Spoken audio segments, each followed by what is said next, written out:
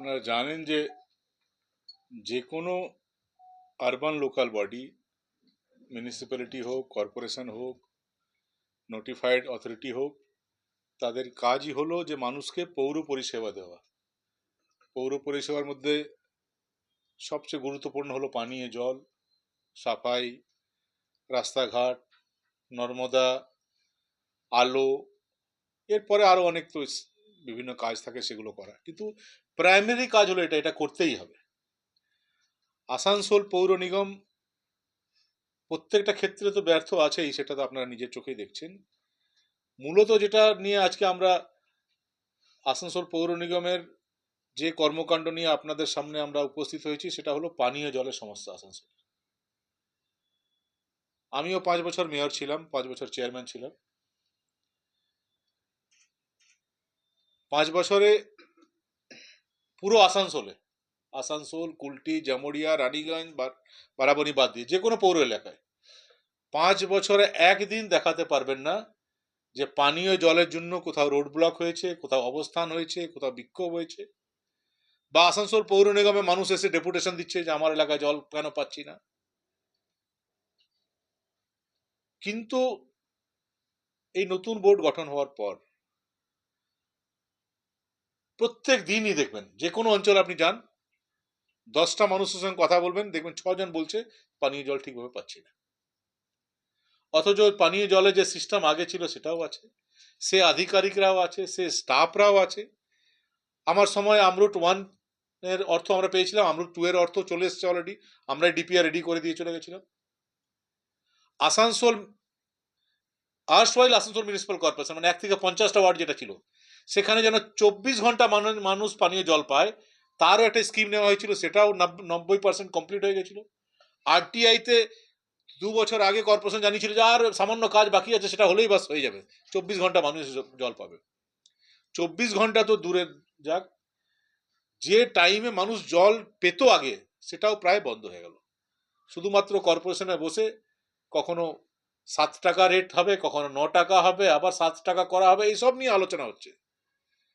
7 টাকা হোক, 9 টাকা হোক, যেটাই হোক, আগে জলটা দেবেন, তারপর তো জলটা দিতে পারছেন না কেন? প্রথম বছর হয়তো আমরা ভেবেছিলাম যে হয়তো যারা আছে তারা হয়তো বুঝতে একটু সময় লাগছে, কেননা এপ্রিল, মে, জুন, জুলাই এই মাসগুলোতে যদি মানুষকে জল দিতে হয়, তার প্রস্তুতি আপনাকে স্টার্ট করতে হয় নভেম্বর, ডিসেম্বর থেকে। বিভিন্ন পাইপ লাইনে যে চোখ হয়ে যায়, পরিষ্কার পরিচ্ছন্ন কাজ, মোটরে যে বালি ঢুকে যায় তার কাজ, নদীতে কিছু কাজ করতে হয়, সেই কাজগুলো শীতকালে স্টার্ট করে দিতে হয়, যাতে গ্রীষ্মকালে মানুষকে জল দেওয়া যায়।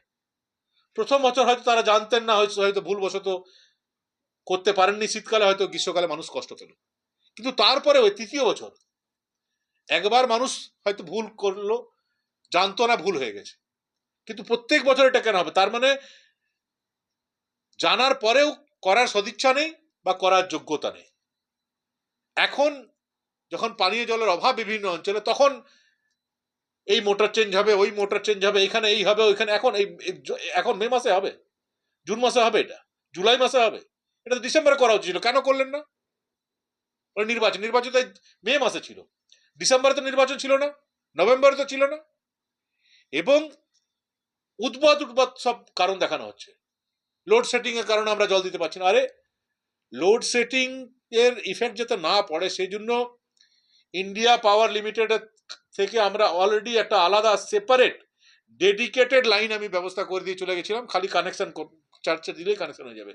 ওটা এই কারণে করা হয়েছিল যে এই যে পাওয়ার শাটডাউন যদি হয়েও যায়, জল প্রকল্পের জন্য আলাদা পাওয়ার থাকলে 24 ঘন্টার পাওয়ার সেখানে থাকবে, লোডশেডিং হলেও পানীয় জলের উপর তার কোনো ইফেক্ট হবে না, সেটা কানেকশন সব কাজ হয়ে বসে আছে। এবং কখনো কখনো বলা হচ্ছে যে নদীতে জল নেই। আচ্ছা, নদীতে কি উপরে সারফেস ওয়াটার থেকে কি জল আসে নাকি? নদীতে যে জল আমরা যে জলটা আনি, সেটা বালির ভেতর থেকে জলটা টেনে নিয়ে আসা হয়। কাকে বোকা বানাচ্ছেন এরা? নিজেরাও কিছু জানেন না, না ইঞ্জিনিয়াররা ওদেরকে বোকা বানাচ্ছে, কিছু বুঝতে পারছি না। বলছে নদীতে জল নেই, নদীর জলের উপর ভরসা করি? নদীর সারফেস ওয়াটার দিয়ে কি আমরা দিই নাকি কাউকে?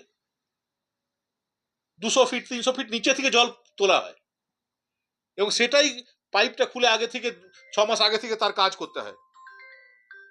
তো সেটা না করে এখন বিভিন্ন অজুহাত দেখানো হচ্ছে। ফ্ল্যাটগুলো তো আপনি দেখবেন যে বিভিন্ন ফ্ল্যাটে আমরা একটা মিটার বসিয়ে দিয়েছিলাম যে মানুষের কাছে ফ্ল্যাট থেকে পয়সা নেবেন আর এই এতটা জল আপনাকে দিতে হবে।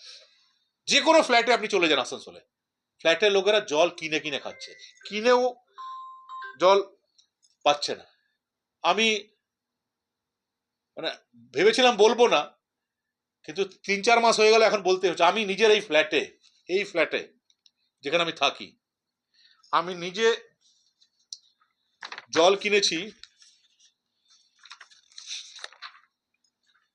4, 8, এই শুধু গ্রীষ্মকালে 9, 10, 11, 12, 13, 14, 15, 16, 17, 18, 19 ট্যাঙ্কার জল, মানে ওই 1600 টাকা করে, যেটা সবচেয়ে বড় ট্যাঙ্কার। 19 ট্যাঙ্কার জল 1600 টাকা করে আমি নিজে কিনেছি লাস্ট 3 মাসে। এটা গোটা বছর আরো চলবে, মানে প্রায় 30-35 হাজার টাকার জল এখন পর্যন্ত 3 মাসে আমি নিজে কিনেছি। এক বছর যদি কিনতে হয় তাহলে এক বছর প্রায় 1 লক্ষ টাকার জল আমাকে কিনতে হবে। এটা তো তাহলে কেন জল প্রকল্প কিসের জন্য? তাহলে এই ট্যাক্স আমরা দিচ্ছি, প্রপার্টি ট্যাক্স দিচ্ছি কিসের জন্য? এটা তো লুকানো ব্যাপার না, প্রত্যেকটা রসিদ আপনাদেরকে দিয়ে দেবো কপি। আমি ভেবেছিলাম এটা বলবো না, কিন্তু এরা বাধ্য করছে বলতে।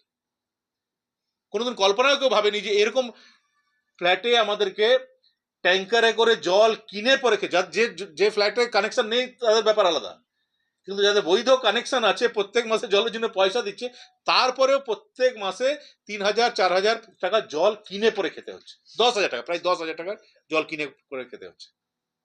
অন্যান্য জায়গায় কি হচ্ছে আপনি দেখছেন।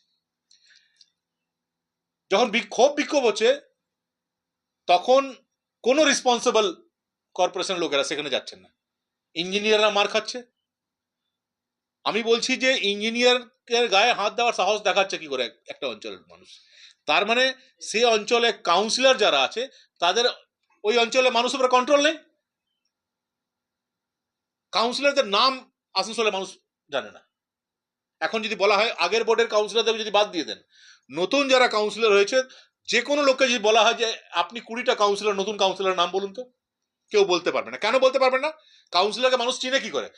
কাউন্সিলর যখন অঞ্চলে গিয়ে কাজ করবে, ডেভেলপমেন্ট করবে, মানুষ চিনবে। বেচারারা ওদের ইচ্ছা আছে, কিন্তু ওরা ডেভেলপমেন্ট করতেই পারছে না। তো তাদেরকে তো অর্থ বরাদ্দ করা হচ্ছে না। তারা যে কাজগুলো বলছে কর্পোরেশন, সে কাজগুলো তো করা হচ্ছে না। ন্যাচারালি মানুষ তাদেরকে চিনেই না, জানেই না। এই সিস্টেমে যদি চলতে থাকে তাহলে আসানসোলে কিন্তু আগামী দিনে ললেসনেস চলে আসবে। এবং এর মূল কারণই হলো শুধুমাত্র নিজের লোকজন যারা আছে, নিজের পরিচিত লোক আছে, তাদেরকে বিভিন্ন জল সংক্রান্ত টেন্ডার পাইয়ে দেব। সে কাজ জানুক না জানুক, তার অতীত কি ইতিহাস আছে, অতীতে সে কখনো জলের কাজ করেছে না করেছে, দল দেখতে নেই। দল দেখতে নেই। আমি যখন এসেছিলাম তার আগে সমস্ত জলের কাজ সিপিএম এর লোকেরা করতো, সমস্ত কন্ট্রাক্টর সিপিএম করতো। একজনকে আমরা সরাইনি, কারণ আমরা জানতাম যে 20 বছর ধরে ওরাই করে আসছে। আজকে যদি ওদেরকে সরিয়ে দেন, অন্য কেউ যদি আসে, সে ওই কাজটা জানে না। কিন্তু এখন প্রথম ওদের ছিল না, লোকগুলো যারা আছে তাদেরকে সরিয়ে দিতে হবে। ঠিক আছে, তোমাদের অধিকার, তোমরা সরাতে পারো। তো যাদেরকে নতুন হলে তাদেরকে দিয়ে কাজটা করাও। যে সিভিল কন্ট্রাক্টর করতো তাকে দিয়ে জলের কাজ করাচ্ছে। যে সারা জীবন বিল্ডিং তৈরি করলো তাকে বলছে আপনি জলের কাজ করুন, এই নিন জলের কাজ। সেও নিয়ে নিয়েছে, জানাই না জল কিভাবে করতে হবে না গো। এবং ভুগতে হচ্ছে কাকে? আসানসোলের মানুষকে। আমি তো বলছি যে মিনারেল ওয়াটার কিনে খাওয়া এখন সস্তা হয়ে গেছে।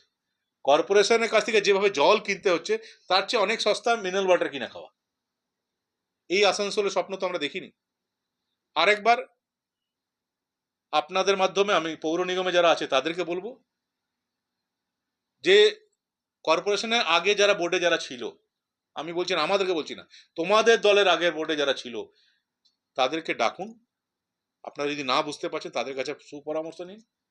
আসানসোলে অনেক গুণী ব্যক্তি আছেন, কাউন্সিলরের বাদেও অনেক গুণী ব্যক্তিরা আছেন যাদের জল নিয়ে অনেক আইডিয়া আছে। আমরা প্রচুর মানুষের সঙ্গে কথা বলতাম যারা অতীতে, দিলীপ চক্রবর্তী ছিলেন সিপিএম এর কাউন্সিলর, আমরা আলাদা করে ওনাকে নিয়ে বসতাম, দিলীপ দা কি করলে ভালো হয়।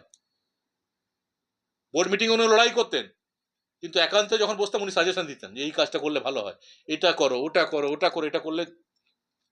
বিভিন্ন লোকের সাজেশন নিতে হয়। শুধু নিজে বলে যাব আর কারো শুনবো না এমন দেখাচ্ছে সবাই খুব ব্যস্ত আছে, খুব ব্যস্ত। কিসে ব্যস্ত ভাই? মানুষের কথা শোনার সুযোগ নেই, সময় পাচ্ছেন না আপনারা, এবং ভাবছেন যে মানুষ ভয়ে কিছু বলছে না বলে সবাই খুব খুশি আছে। ভোট যখন আসবে তখন ভোট হতে দেবেন না, লুট করে নিয়ে নেবেন, আর তারপর কর্পোরেশন চালাতে পারবেন না। আমি আরেকবার আপনাদের মাধ্যমে আসানসোল পৌর নিগমে যারা আছে তাদেরকে বলছি যে এটা দিস ইজ টু মাচ, আর কিন্তু টলারেট করা সম্ভব হচ্ছে না জনগণের পক্ষে। আমি নিজেই পারছি না, 10,000 টাকা করে যদি প্রত্যেক মাসে জল আমাদেরকে কিনতে হয়। একবার যারা জল নিয়ে ভালো বোঝেন, জলের নিয়ে যাদের আইডিয়া আছে, পুরনো পাইপ লাইনে যারা কাজ করে গেছেন অতীতে মিউনিসিপ্যালিটি টাইমে, পুরনো ম্যাপ নিয়ে একবার বসুন এবং পানীয় জলের সমস্যা যেন সমাধান হয় সেই ব্যবস্থা করুন। সেটা যদি না করেন, শুধুমাত্র কলকাতার তাবেদারি যদি করতে থাকেন, তাহলে আগামী দিনে আসানসোলের মানুষ আপনাদেরকে ক্ষমা করবে না। কলকাতার তাবেদারি করুন, কিন্তু আসানসোলের প্রাপ্য যেটা হক সেটা আগে নিয়ে নিন। তার জন্য লড়াইও করতে হবে মাঝে মাঝে। ক্যালকাটাতে কেএমডিএ বলে বড় সংস্থা আছে, তাদের প্রচুর ফান্ড, তা সত্ত্বেও ক্যালকাটা কর্পোরেশন সবচেয়ে বেশি টাকা নেয়। In terms of area Asansol municipal corporation কলকাতার চেয়ে বড়। জনসংখ্যায় কলকাতা বড় হতে পারে, কিন্তু এরিয়ার যদি আসানসোল কর্পোরেশন এরিয়া দেখেন সেটা ক্যালকাটার চেয়ে বড়। তাহলে এখানে অর্থ আসবে না কেন? শুধু কলকাতায় ধমক দিয়ে দেবে বা আপনারা চুপ করে যাবেন? কেন গিয়ে লড়বেন না? যে রেভিনিউ যাচ্ছে আপনাকে দিতে হবে টাকা। এটা যদি না করেন তাহলে আগামী দিনে আসানসোলের মানুষ আপনাদেরকে ক্ষমা করবে না। এটাই আপনাদের মাধ্যমে জনগণের সঙ্গে এবং পৌর নিগমের সঙ্গে শেয়ার করার জন্য আমরা আজকে প্রেস মিটিং। এই কপিগুলো